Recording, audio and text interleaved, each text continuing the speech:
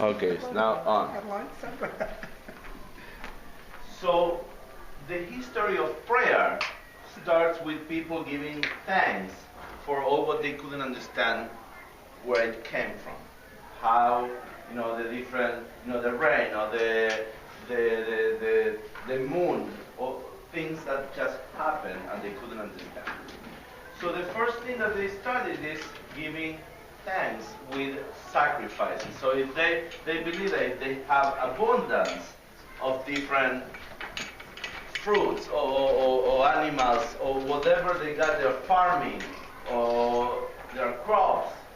So the first born, so the first fruits, or the first whatever, they would give it as an offering to whoever or whatever gave this to them. So that is how it started, this concept of giving thanks. So how would they give it? It says, we're going to give something. We have this same, now when we have abundance, we say, we want to give back. So the way that they developed was burning offerings. Why the burning? What happens when you burn something? How? It goes, Which is from nothing. it gets like smoke, and the smoke goes up. So this was the first concept of giving back some of what they got. So the burnings was a very important ritual to give these sacrifices. You mean that the smoke went up to God?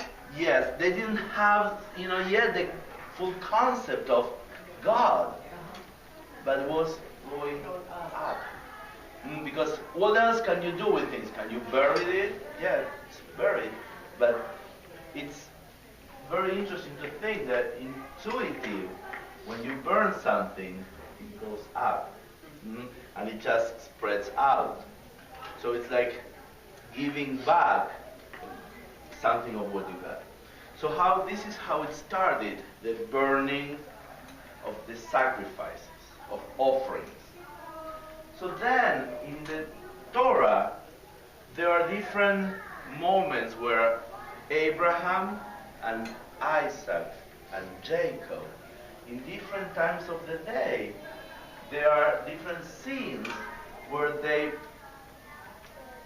have some moment of prayer in different ways. So for Abraham was in the morning. For Isaac was in the afternoon. And for Jacob, he had a special moment where he prayed to God in the evening. So the rabbis interpreted this as we should pray 3 times a day. But what means to pray? This is associated with these sacrifices. So in the Torah we have these burnings and these offerings of different things. So if you read the translation of our offerings, where you should burn 2 bulls, 2 or 3 bulls, I can't pronounce the EU, bulls, or lambs, or fruits of wheat, of different things. And it's very, very well designated what kind of offerings for different times of the day, of different times of the year, you should give back to God. So this is how prayer developed from a system of just sacrifices, burning offerings, anything, to a very sophisticated and fixed kind of offerings for different times and different things. So something very, very radical happened. We are talking about this was for 1500 years. So this is a long time where this was very well known and people got used. So from the time of Abraham, when the Torah was given, so this is Sinai, the people of Israel moved to the Promised Land, and they lived there for over 1500 years. King Solomon built the temple in Jerusalem. So the temple in Jerusalem became the center of the ritual life. So people would bring their offerings from all over the land of Israel to Jerusalem. So that became the center, the spiritual and the prayer center.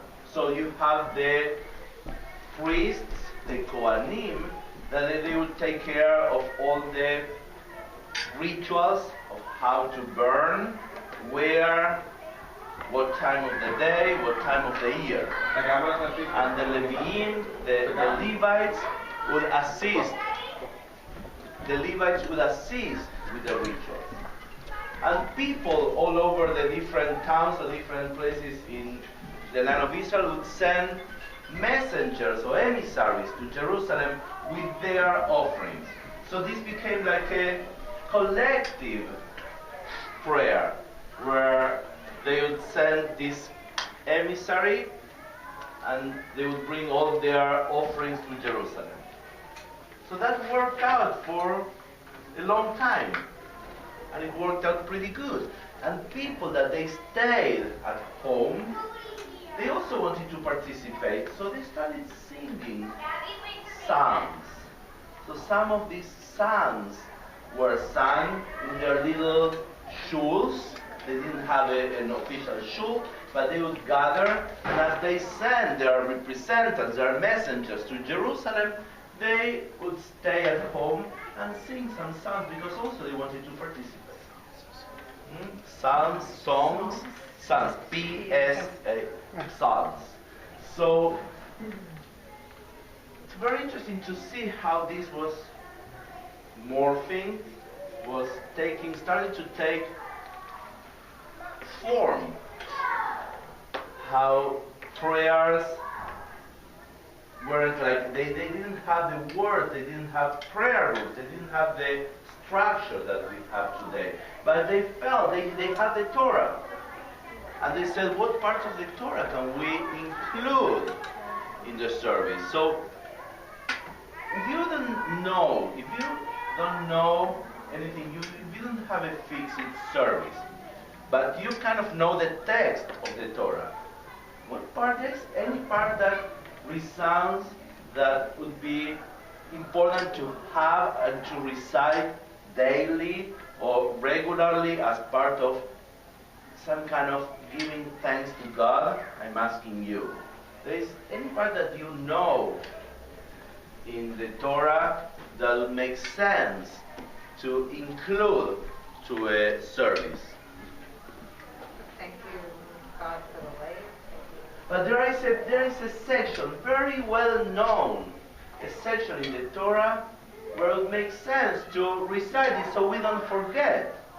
So, the Shema, that's excellent. The Shema was the first, or maybe the second part. There is a section that is even more well known. I don't want to say important, but more well known. And there are 10 something. The Ten Commandments. The 10 Commandments was the first part that they said, we're going to start repeating the 10 Commandments as part of a service so we don't forget. It's easy to forget. You live your life and you go through your things and you start forgetting. So the 10 Commandments was the first thing that made the structure of the service. And then was the Shema.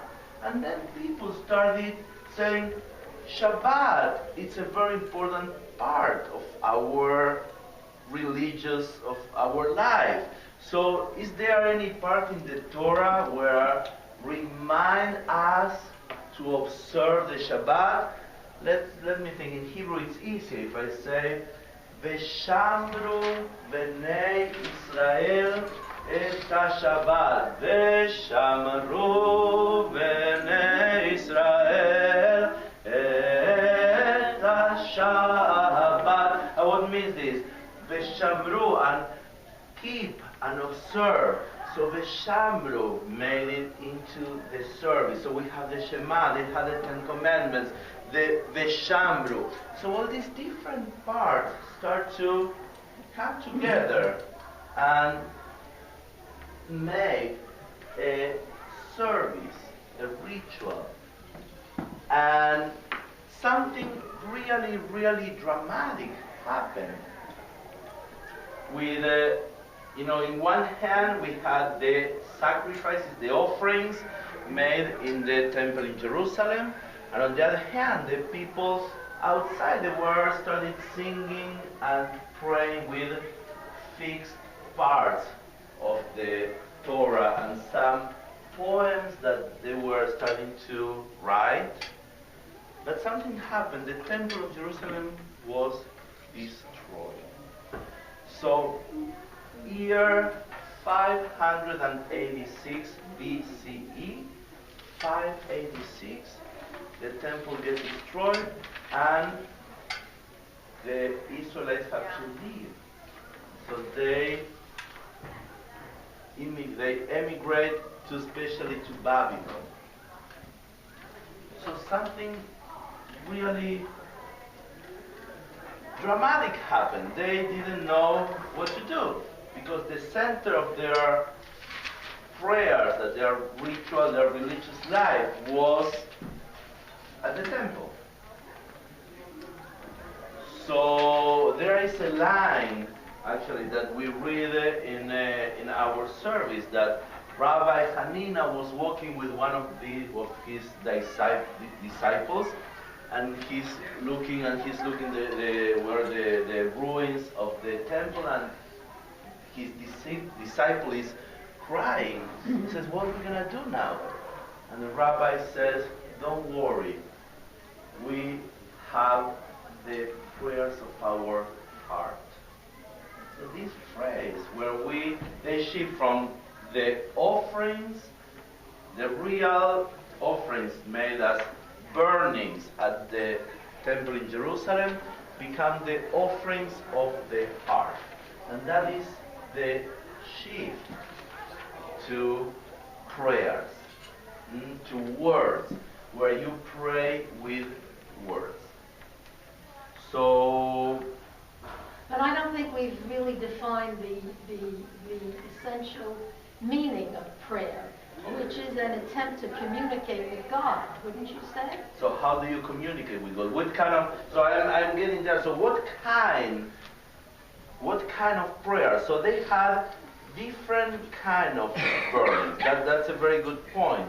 So so if you have to communicate with God and you want to give thanks or different kind of words, or in this case in the offerings, how can you define different kinds of prayers? There's prayers of thanks and prayers of thanks. So prayer of thanks. So prayers of gratitude. What other kind of prayers? There are prayers of worship. And prayers of beseeching, asking. Prayer of asking. Yes. What other? There are prayers of worship. It's called a worship service. Well, but worship is the same thing. Worship. What are you worship? What kind? Worshiping God. But for what? What means that? Oh, We have now a communication with God. There's liturgy. But this is before the liturgy. We don't have liturgy yet.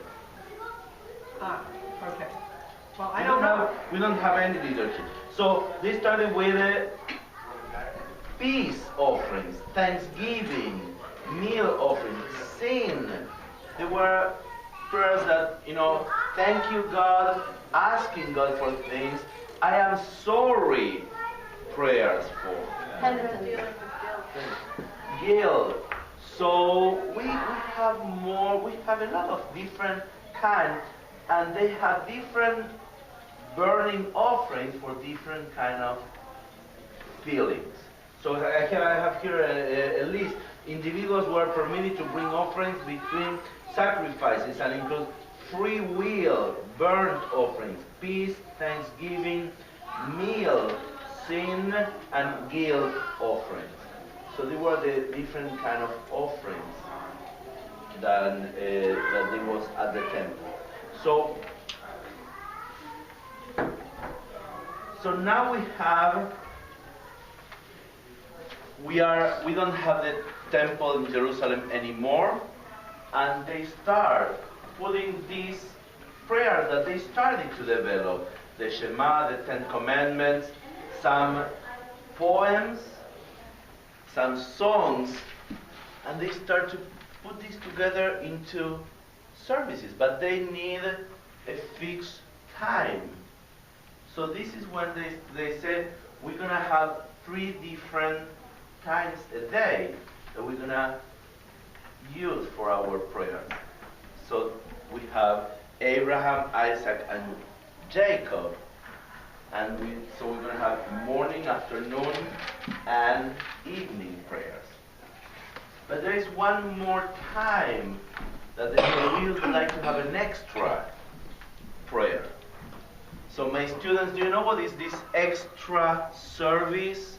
What is the name of this extra service that is once a week? Musaf. So they had this extra, very good. The extra on Shabbat, they would have, Shabbat is a day of rest, so there was no rush, so they had time for an extra service, an extra prayer. Until today, we do this usually in conservative and Orthodox shuls, and it's called the Musaf. So every time when we finish reading the Torah, and we say, now we're going to rise for our Musaf service, this goes back all the way 35 to 4,000 years ago for our Musaf service, our additional prayer. And there is one more that is only once a year. You've heard this on Yom Kippur. Only once a year we have a 5th service. So we have the Shacharit service, we have we start in the night. We start on Yom Kippur, we start in Kol Nidre, we have Mariv, the evening, then we have the morning, then we have Mincha, the afternoon, we have Musaf. And what is the name of the extra service only once a year, Yom Kippur? It's called Neila. Neila. When we, at the evening, right before we blow the shofar on Yom Kippur, this is only once a year that we have a 5th service called Neila. And so we have the evening, Mariv, the morning service called Shacharit,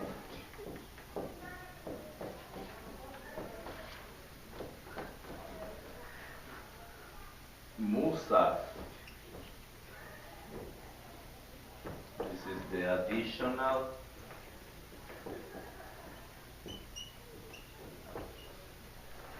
Mincha,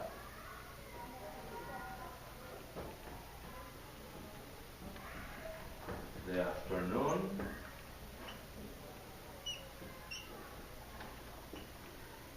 and only once a year on Yom Kippur. This is only on Shabbat and special holidays.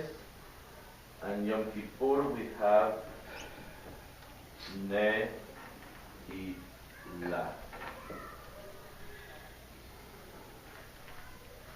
What's I've forgotten the name. There's another service on Yom Kippur in the afternoon.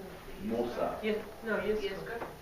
Yizkor is not a That's a service. memorial. Yizkor is also a few times a year we have a memorial prayer for the departed. And yes, it's Yizkor. But the definition of a service is especially when you have an Amida. So and this is very important.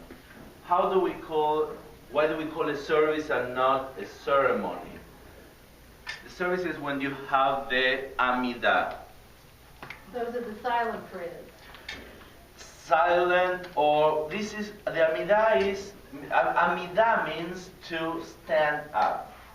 So also in other traditions it's called the Shmone Esre. Maybe you heard Shmone Esre means 18. So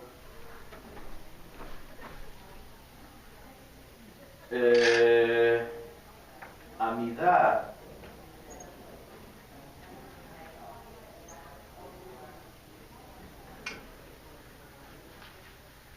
is prayer. It's the moment where the rabbi said, this is the moment to pray. But the rabbi said there are many people that they don't know how to pray. So they put together a structure. So that is the blessing, and at the same time maybe the curse, because it's so fixed, especially after the Rabbi Erwin always says that Gutenberg was the best friend and the worst enemy of prayer, because with the books, with the printed press, we all have books and we have this fixed service, fixed prayer that for many people, for a lot of people work. For other people, you just want to be able to pray with your own words. So these 18 blessings that the rabbis put together, and they are called the Amidah, it's the moment that we have our fixed prayers, but also a lot of people, they choose just to pray with your own words. So every time they will say, we're going to stop now, and we're going to please stand for the Amidah, you have the option, you have a choice to follow the text, but also you can just close your eyes and pray with your own words. But the difference for Iskor or Avdallah, or there are a lot of other, I don't want to call it services, there are a lot of other ceremonies or moments. The difference with these services is the Amidah. Every time that you have an Amidah, it's called a service. That we have 3 on a regular day, 4 on Shabbat, and the 5th only on Yom Kippur. So this is a abbreviated history of prayer. So any questions so far? The 10 Commandments has dropped out. Do we have any idea why? Yes. The 10 Commandments, at a certain point, the rabbi decided just to leave it by itself. Why? Well, there are, as in every Jewish thing, there are different thoughts, different reasons, but they decided to we wanted to differentiate. The 10 Commandments at a certain point it became part also of the Christian traditions, and in the Catholic service was a part of their service. So at a certain point the rabbis wanted to separate. So that was the reason, just to differentiate. So it was relatively recent then? Yes. Any idea Yes. when it happened? Has to be in this era, so probably is 15 to 1800 years ago. And we can explore a little more that, but that is why it dropped out. So who prayed in the morning? Who prayed in the evening? Abraham was in the morning, and Abe, and the morning was Isaac, and Jake was in the evening. Jake was here. Us. Oh, wait. Until late. Oh, no, I'm sorry. So we started, so morning was Abraham, afternoon was Isaac, and evening was Jacob. And I have here the sources. There is, I I can give you the source, and we can go to the Torah and look. But Abraham prayed to God, and God healed Abimelech and his wife, so they bore children. So we have these sources where the rabbis took one word here and one word there. But yes. So at what point we're wondering, were the three services brought together and made This is at the temple in Jerusalem. So before the temple in Jerusalem, they didn't have really this structure of 3 times a day. When the temple was built in Jerusalem, they started structuring. That was the first temple. Yes.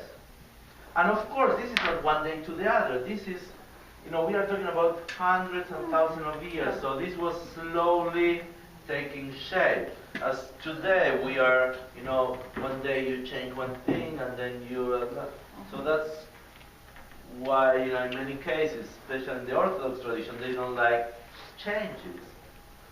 Because, today you change this and tomorrow the other thing, and, in a few years you have a totally different tradition. So I think we're gonna finish. And any other question? So from here, my part, what I would like to teach you, that's why I started with the origins and the history of prayer, is the structure of the service, how the service is structured, the different types of it. But we're gonna mostly talk about the Shabbat service.